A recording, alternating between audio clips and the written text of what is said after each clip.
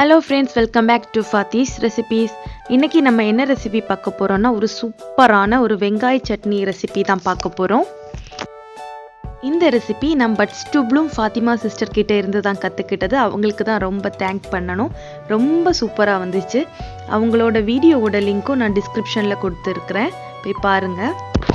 இப்போ எப்படி பண்ணுறதுன்னு பார்க்கலாம். சின்ன வெங்காயம் 20 எடுத்துருக்கிறேன், பூண்டு 15 எடுத்துருக்கிறேன், ஒரு கொத்தளவுக்கு கருவேப்பிலை, 4 காஞ்ச மிளகாய், 2 காஷ்மீரி சில்லி எடுத்துருக்கிறேன், 1/4 டீஸ்பூன் பெப்பர் எடுத்துருக்கிறேன், கொஞ்சமாக புளி. ஒரு ஸ்டவ் ஆன் பண்ணி 3 டேபிள் ஸ்பூன் ஆயில் ஆட் பண்ணிடலாம். ஆயில் நல்லா சூடானதும் நம்ம எடுத்து வச்சுருக்கிற காஷ்மீரி சில்லி, காஞ்ச மிளகாய் ரெண்டுமே ஆட் பண்ணிடலாம். காஷ்மீரி சில்லி ஆப்ஷனல் தான், நான் ஒரு கலருக்காக தான் ஆட் பண்ணியிருக்கிறேன். இப்போ இதை நல்லா வதக்கிக்கலாம்.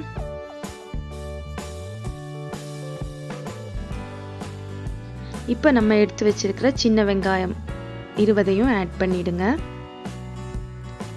15 பல் பூண்டும் ஆட் பண்ணிடுங்க. இதையும் நல்லா வதக்கிக்கலாம்.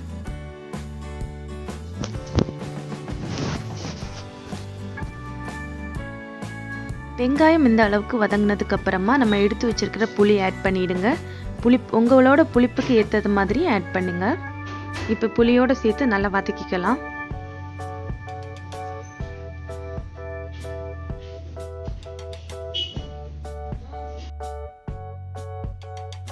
இப்போ சட்னிக்கு தேவையான அளவு சால்ட் ஆட் பண்ணி வதக்கிக்கலாம்.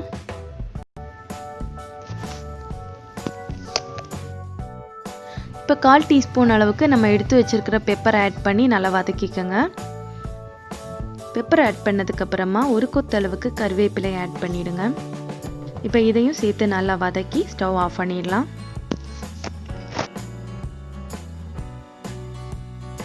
நம்ம வதக்கி வச்சிருக்கிற வெங்காயம் எல்லாம் 10 நிமிஷம் நல்லா ஆறுனதுக்கு அப்புறமா ஒரு மிக்ஸி ஜாருக்கு ட்ரான்ஸ்ஃபர் பண்ணி அதை நல்ல ஸ்மூத் பேஸ்ட்டாக அரைச்சி எடுத்துக்கலாம்.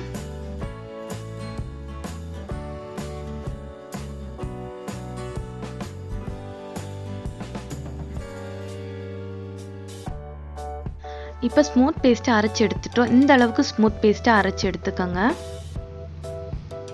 இப்போ ஒரு ஸ்டவ் ஆன் பண்ணி ஒரு பேன் வச்சுருக்கிறேன். அதை கொஞ்சமாக நல்லெண்ணெய் ஆட் பண்ணிவிடுங்க. ஆயில் நல்லா சூடானதும் அதில் கொஞ்சமாக கடுகு ஆட் பண்ணிடலாம். கடுகு நல்லா பொட்டுனதுக்கு அப்புறமா கொஞ்சமாக காஞ்ச மிளகாய் ஆட் பண்ணிவிடுங்க.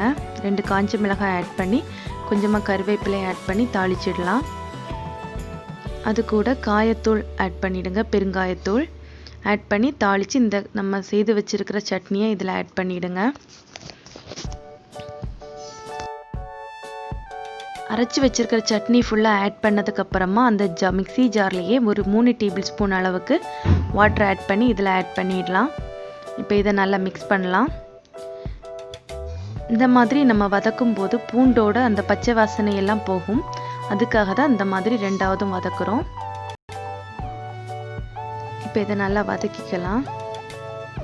நம்ம ஆட் பண்ண வாட்டரெல்லாம் அப்சார்ப் ஆகி நல்லா திக்காக வர்றது வரைக்கும் நல்லா வதக்கிக்கோங்க. இப்போ நம்ம ஆட் பண்ண வாட்டரெல்லாம் நல்லா அப்சார்ப் ஆகிடுச்சு. இப்போ சட்னி நல்லா திக்காகிடுச்சு. இந்த ஸ்டேஜில் நம்ம ஸ்டவ் ஆஃப் பண்ணிடலாம். இப்போ நம்மளோட டேஸ்டியான வெங்காய சட்னி சூப்பராக ரெடி ஆகிடுச்சு. வெறும் 10 நிமிஷத்தில் ரெடி பண்ணிட்டோம். இது ரொம்ப டேஸ்டியாக இருந்துச்சு. ஃபாத்திமா சிஸ்டருக்கு தான் நான் தேங்க் பண்ணணும். ரொம்ப தேங்க்யூ அக்கா, இந்த மாதிரி ஒரு சூப்பரான ரெசிபியை கொடுத்ததுக்கு. இந்த வெங்காய சட்னி இட்லி, தோசை, ஆப்பம், அப்புறமா சப்பாத்தி கூட சூப்பர் காம்பினேஷனாக இருக்கும். எல்லோரும் கண்டிப்பாக ட்ரை பண்ணி பாருங்கள். இந்த ரெசிபி உங்களுக்கு பிடிச்சிருந்தனா லைக் மற்றும் ஷேர் பண்ணுங்கள்.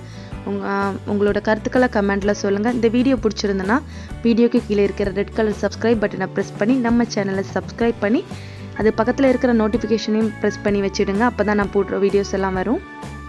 நோட்டிஃபிகேஷன் பெல் ஐக்கான் ப்ரெஸ் பண்ணும்போது அதில் ஆல் அப்படிங்கிற ஆப்ஷனை கிளிக் பண்ணி வைங்க. தேங்க்யூ ஃபார் வாட்சிங். பாய்.